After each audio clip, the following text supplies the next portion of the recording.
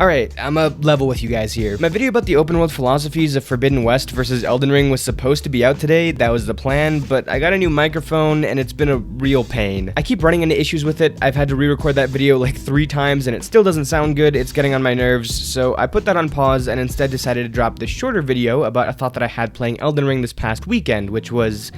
damn, this does not feel like a great entry point into this franchise. Don't get me wrong, Elden Ring is a phenomenal game that I've been sinking an ungodly amount of hours into, and if you're a new player and you are enjoying yourself, more power to you, that's sick, I hope you have a good time. But for the people who couldn't get into this game yet still have a passing interest in the Souls franchise, or for people who are on the fence about whether this is a good point to jump into things, I wanted to discuss both why I think this isn't the best game in the series to start with, and more importantly, what is, and it's only natural that we start with that first one. Elden Ring definitely has a lot of newer player-friendly mechanics. There's a new way to counterattack without needing to have precise timing with the guard counter. There's more ways to break down an enemy's poise and stagger them for a critical. You're able to summon spirits that help do damage and take aggro, which drastically affects how difficult certain fights can be. You can completely abandon a boss fight and just go do other stuff for a while before going back and demolishing whatever gave you a problem before. And of course, there's the stuff that's in basically all of these games which players can use to their advantage if they hit a wall, like NPC or real player summons, or just over-leveling the hell out of your character, which is actually the easiest here that it's ever been because there's so many optional routes for you to explore before you square off with the hardest bosses. That's all really great, and I'm sure it's a big help to people, but even aside from the fact that there are a good few bosses here that are tough as nails, there's a handful that are some of, if not the most difficult bosses FromSoft has ever made. I think the biggest potential issue that you run into is being overwhelmed in 2 different ways. The first is being overwhelmed by the mechanics and the rules of the game, which is something that's applicable to really all of the Souls games, but it's bumped up a bit here because there's more mechanics than ever. There's a lot of stuff that can be explained to you through videos that talk about what you should know before you play, and obviously the game tries to teach you some of this stuff too, albeit a little bit too quick for newcomers, but there's so much here that you're bound to miss or forget a bunch of it. Why are my spells grayed out? Why are some of them grayed out and others aren't, even though I now have a weapon for casting magic? Why did my rolling change? Why does this lady take me away from Margit and put me here? Why is this guy fighting me, and why is he red? Does that mean something specific? Why can't I use this weapon effectively?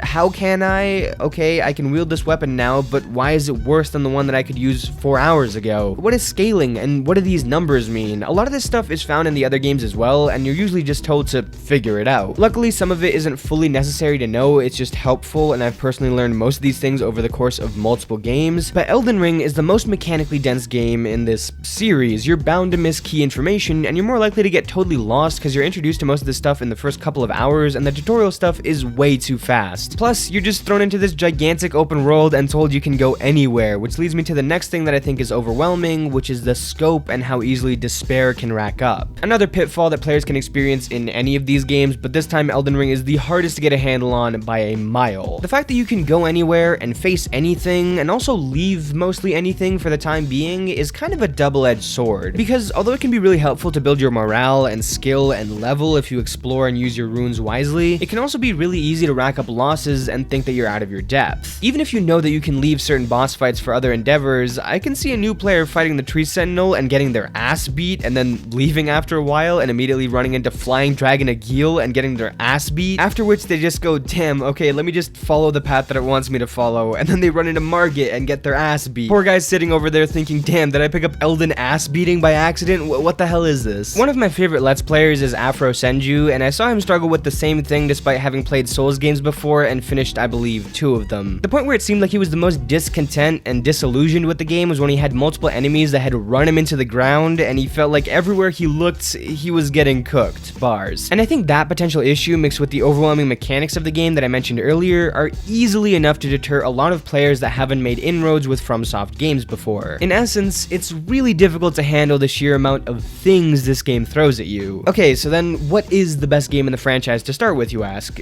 Good question. Answer, it depends, but I do have a single overall answer that I usually give. I think the only wrong answer is Dark Souls 2, and no, that's not a diss. I don't actually mind Dark Souls 2. It gets a generally bad rap amongst the Souls community, even though a lot of people do still really like it, but it's not even the quality that's in question here. DS2 is definitely missing Miyazaki's identity as a game director because it's the only one that didn't have him involved in a serious way, and while some ideas from this game were used in Elden Ring, there are a lot of choices like, for example, iframes being linked to an upgradable stat, which have been banished off the face of this series. Even though it's more alike in gameplay to Elden Ring than games like Bloodborne or Sekiro, I think this is the one that feels the most detached from everything else personally. If you wanted to start at the beginning, of course you'd want to go with Demons or Dark Souls. I'd recommend the remake for Demon's Souls if you want to do the former, because its modern look will ease you into things better, and it's a very, very faithful remake. But if you don't care about chronology or playing every single one of these games, these also wouldn't be my first recommendation. The speed of gameplay and a lot of the quality of life improvements that have been made in recent titles are obviously absent here. If you want a slower combat experience, these are the best ones at that, but the series has evolved enough that playing through these older games isn't quite as groundbreaking as it once was, while also not being as smooth to play as it is now. Plus, I might get some heat for saying this, but certain parts of Dark Souls 1 were awful to get through for me. I just wasn't having fun, especially with later game areas, Blighttown, Lost Izalith, Tomb of the Giants. I still beat it, and I really like the DLC, but as a somewhat newer player myself, I only started playing these 3 years ago, I feel like for tons of people, the train has somewhat left the station for Dark Souls 1. So we've narrowed it down to the 3 most recent games, and I know some people might be screaming recency bias, especially coming off of my Souls games ranked by boss quality short series, but the newer these get, the less rough edges they have, and the more welcoming they are to new players, so what do you expect? If you want the most straightforward experience, the one that's the least confusing and difficult to navigate, start with Sekiro. This was my first game from Software, and I really loved it, and it's what spurred a lot of my love for the genre, and I think it was the perfect entry point for me personally, because I don't like big complicated menus or a bunch of minuscule details that I need to keep track of. I eventually grew to like that stuff through these games, but Sekiro was a nice way to ease into the basics. The downsides are twofold though. One, I think this has the steepest learning curve. Like I've mentioned before, I'm good enough now to get through the boss rush with no deaths or resurrections whatsoever. I'm pretty comfortable saying I'm really good at this game, but when I first started it, I took 3 hours to beat the Chained Ogre, who's not even a boss, he's a mini boss. This game is really hard and there's no way to over level or summon, and so if the difficulty is the biggest thing that scares you about these games, I would keep that in mind. And 2, as far as gameplay goes, this is the farthest that we've ever gotten from the general FromSoft Souls formula. Playing Sekiro does not feel like playing Elden Ring at all. The fact that it's the most different means that for some people it's the best place to start. It's a nice little bridge into things, but that goes both ways. If you're looking for a more core experience, this is not the one. If you like this style and it doesn't scare you off, Bloodborne is the one that'll probably entice you the most visually and lore-wise. There is a lot that you can get out of this game, even if you don't understand what the hell is going on, and it hits a good middle ground between teaching you the basics of Souls mechanics and combat while still being its own thing and not being as complicated. There's a ton of cool weapons to use, but there's not a ludicrous amount to switch between, and you can use weapons that they give you at the start all the way at the end if you want, and for some people that's actually the best option. Builds and scaling matter a tiny bit less, combat is faster, it's a nice little sweet spot, but the 2 biggest downsides, the game is obviously as of now a PlayStation exclusive, who knows if it'll get a PC port, which makes it hard to access for some. And like I kind of pointed out earlier, I think the look and the enemies, etc.